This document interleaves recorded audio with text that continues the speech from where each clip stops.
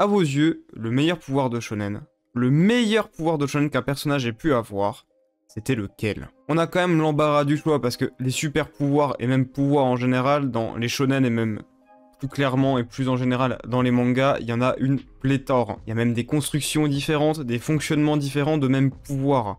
On a l'embarras du choix. Et je le précise parce que c'est très important, parfois un même pouvoir dans un manga différent, il sera utilisé d'une manière différente. Prenons le pouvoir le plus simple, c'est-à-dire juste celui d'avoir une force herculéenne. En fonction de l'œuvre, il y aura des fonctionnements différents de ce pouvoir. Les personnages s'en serviront différemment. C'est inhérent au fonctionnement et aux règles de l'œuvre en elle-même. Et donc là, vous allez peut-être avoir besoin d'un exemple plus concret, et heureusement pour vous, j'y ai déjà pensé en fait, je suis venu pas les mains vides tout simplement, et je vais vous donner un exemple pour que vous compreniez plus facilement. On va rester sur le pouvoir de la force herculéenne. Admettons, vous êtes en train de lire Baki. Le personnage le plus fort, c'est Yujiro, et ses capacités vont s'articuler de bien des manières différentes. Sa soif de combat et de divertissement, et même tout simplement son instinct meurtrier en général, ça fait de lui une sacrée bête, ça fait de lui même un monstre en liberté dans les rues de Tokyo. Il peut vaincre n'importe quel animal, contracter les muscles de son dos pour faire apparaître un démon, prendre la foudre, avoir un scanner à la place des yeux. Littéralement, faut dire que les Nations Unies ont décidé de signer un pacte de non-agression avec un seul homme, qui est ce mec. Ça, c'est un personnage surpuissant, qui a juste comme pouvoir le fait d'être surpuissant. Dans Baki, ça fonctionne comme ça. Prenons un autre manga qui a le même pouvoir, genre One Punch Man. La surpuissance de Saitama, elle va pas être à la même échelle, il détruit des planètes avec des coups de poing. L'échelle de puissance, elle est différente de celle de Baki, mais c'est aussi parce que les codes qui régissent l'œuvre sont différents. Et donc les pouvoirs, même en étant les mêmes, auront un fonctionnement qui différera lui aussi. Et c'est majoritairement pour ça que les débats stériles de tel personnage de tel manga est plus fort que tel personnage de tel manga, ça veut rien dire. Ça veut strictement rien dire. Allez, si on veut rester dans les cas particuliers comme ça, si je vous parlais du manga le plus abusé que j'ai vu en termes de pouvoir. C'est à un point où ça en devient nanardesque. Vous savez ces mangas où le bureau des élèves, le BDE, il a plus de pouvoir que l'ONU? Où l'élève moyen de 16 ans, il a déjà sauvé le monde 3 fois? Ouais. Il y a un manga qui est maître dans cette catégorie et dans ce délire, c'est Medaka Box. Je vous promets, c'est quelque chose de très spécial. Je vais juste vous parler de 3 personnages avant d'enchaîner sur la suite, et je vous jure que ça vaut le détour. Vous avez Kumagawa, qui peut annuler et supprimer ce qu'il veut. Littéralement, il y a un moment où il supprime une couleur de l'univers. Parce qu'il l'aimait pas. C'est que le début. Imaginez un personnage qui a comme pouvoir ouais, c'est long. On va dire que ouais, c'est un personnage qui a le pouvoir d'avoir à peu près tous les pouvoirs. Même créer des univers ou annuler des pouvoirs. Enfin, la liste, elle est infinie, littéralement. Enfin, je veux dire, regardez, c'était terrifiant. Et ce personnage perd. Vous savez comment? Il perd face à un personnage qui a le pouvoir de tout détruire. Donc, y compris les pouvoirs, les concepts, tout ça. Tout détruire. Donc ce personnage lui tire un élastique dessus, et ça le... et il gagne. Voilà. Faites pas genre, je sais très bien que quand je vous ai dit ça, vous avez tapé un rire nerveux. Comment c'est possible? Et je vous promets que ce manga, rien que pour les barres de rire dans ce genre-là, ça vaut le coup. C'est toujours des situations abusives et de plus en plus abusées. Mais bon, si on reste sur une histoire d'abus, c'est compliqué de faire plus vénère et plus abusé que Gurren Lagann. Les mecs sont dans des robots qui font la taille de galaxies entières et se battent à coups de galaxies. Je suis désolé, je trouve ça aussi ridicule qu'hilarant et juste incroyablement stylé, mais c'est un sentiment mitigé quand même, ça reste drôle à voir.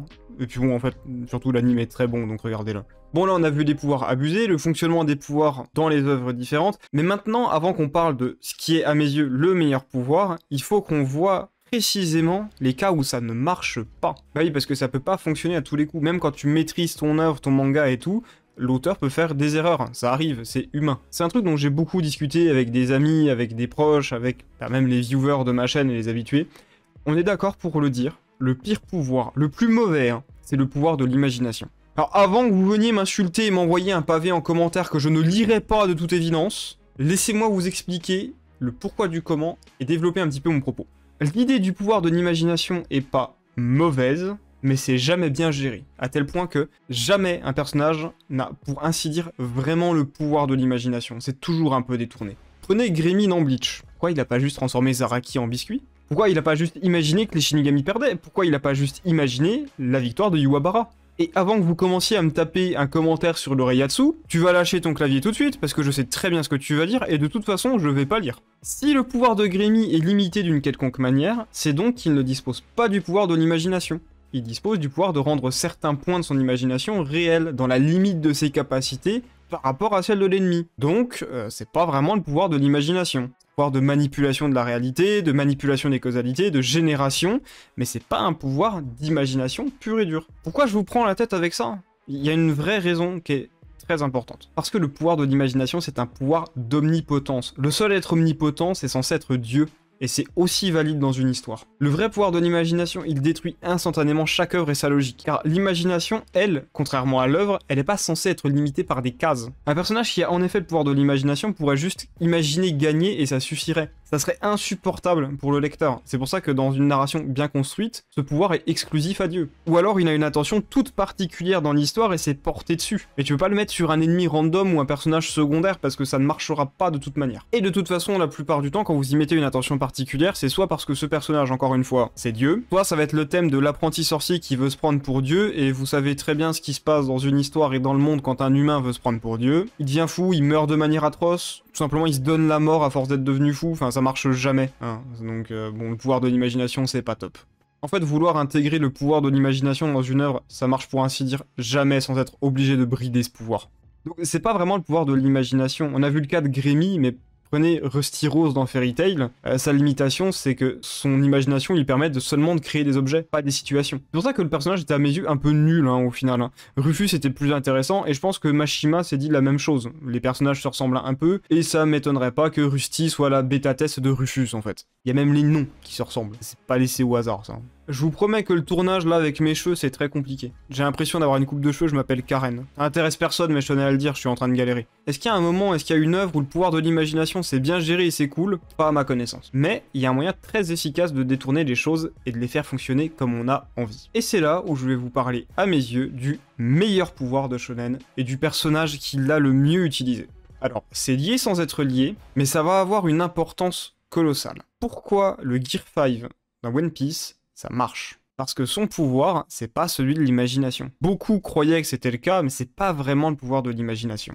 Son pouvoir, c'est de modeler son corps et l'espace autour de lui selon ses envies. Par exemple, s'il trouve ça marrant que son poing ricoche sur de l'eau, son poing ricochera sur de l'eau. Mais je ne pense pas que Luffy, tout d'un coup, va se mettre à réussir à faire apparaître de l'eau de nulle part. Hein, parce que c'est pas son pouvoir, tout simplement. Et il va pas non plus regarder Kaido et dire « Boum, t'es mort » et ça marche. Parce que ça marchera pas, son pouvoir ne permet pas de faire ça. Dans le cas de Luffy, ça marche parce qu'on vous a jamais vendu ça comme le pouvoir de l'imagination. On vous a vendu ça comme c'est un pouvoir qui te permet de faire à peu près ce que tu veux du moment que tu le trouves marrant, et ta limite c'est ton imagination. Mais c'est pas l'imagination elle-même le pouvoir. Quand on y réfléchit même, c'est pas tant le pouvoir de l'imagination que le pouvoir de la liberté de l'esprit humain. Le mec peut changer le monde comme il le veut, parce que c'est drôle de le faire. Pour le reste, faut encore qu'il charbonne et fasse les choses lui-même. C'est ce qui donne tout l'intérêt de la chose. C'est pas juste tu claques des doigts et le mec en face de toi, il est mort. Et donc le pouvoir le plus intéressant, est-ce que c'est pas ça au final? Un pouvoir qui fait en sorte que notre liberté de penser, que notre créativité soit mise en avant et soit mise à contribution. Alors j'ai envie de dire, oui c'est ça, mais pas exactement. Il y a une petite subtilité de rien du tout. Bon allez, j'ai assez tourné autour du pot. Le meilleur pouvoir c'est en effet lié à ça, mais je le trouve encore plus simple, encore plus bête, mais paradoxalement encore plus génial que ça. C'est tout simplement le pouvoir de vouloir. À mes yeux, le meilleur pouvoir de shonen, c'est celui de Arthur Boyle dans Fire Force. Je me souviens qu'on m'avait expliqué que son pouvoir c'était celui de l'imagination. C'est entièrement faux.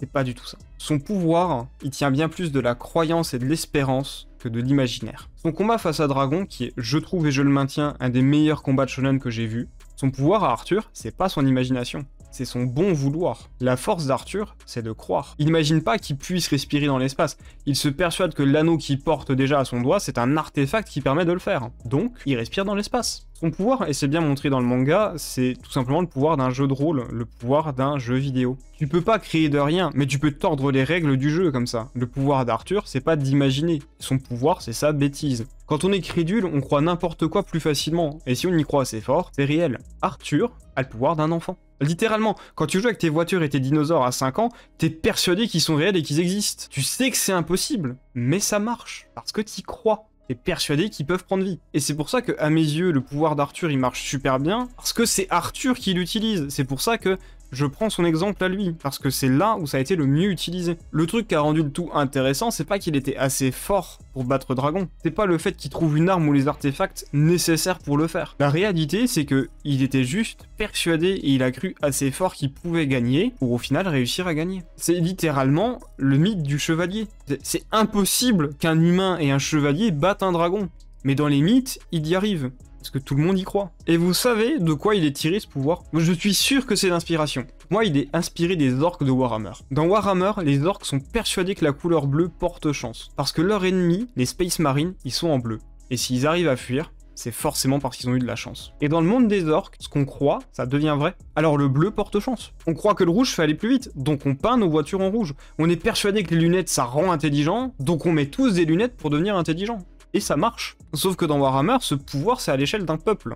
Arthur, il y arrive à lui seul. Et ce genre de règles strictes mélangées à une liberté totale du personnage et de l'auteur là-dessus, c'est ce qui a rendu le combat aussi marquant à mes yeux et ce qui l'a rendu aussi intéressant. Toute l'ironie du combat, c'est de savoir que tout est impossible, comme dans n'importe quel autre combat dans un manga. Mais là, la différence, c'est que le narrateur et l'auteur vous le disent eux-mêmes. Tout est impossible. Tout est impossible. Mais si les deux adversaires l'ignorent, alors c'est possible. Je sais que ça sonne pas clair du tout, mais un combat de mecs sur la lune, c'est aussi ridicule qu'un combat entre un alien homme-singe qui s'appelle Carotte qui balance des boules d'énergie sur un alien reptile qui s'appelle Congélateur. La seule différence, c'est que dans un des deux cas de figure, on souligne la bêtise de la situation. Toute l'importance du pouvoir et du combat d'Arthur, c'est sa liaison à la phrase de Mark Twain. Ils ne savaient pas que c'était impossible, alors ils l'ont fait. Et tout ça, là, toutes ces explications, c'est pour vous expliquer que ça, c'est mon pouvoir préféré dans un shonen. On peut retourner au débat de base, hein, je veux dire, pourquoi ça c'est ton personnage préféré, pourquoi ça c'est ton pouvoir préféré, qu'est-ce que t'aimes et tout, c'est intéressant de se poser les questions. Donc moi, je vais vous poser la question, vous, c'est quoi votre pouvoir préféré? N'hésitez pas à le dire en commentaire, c'était Béléus, et je vous dis salut à tous.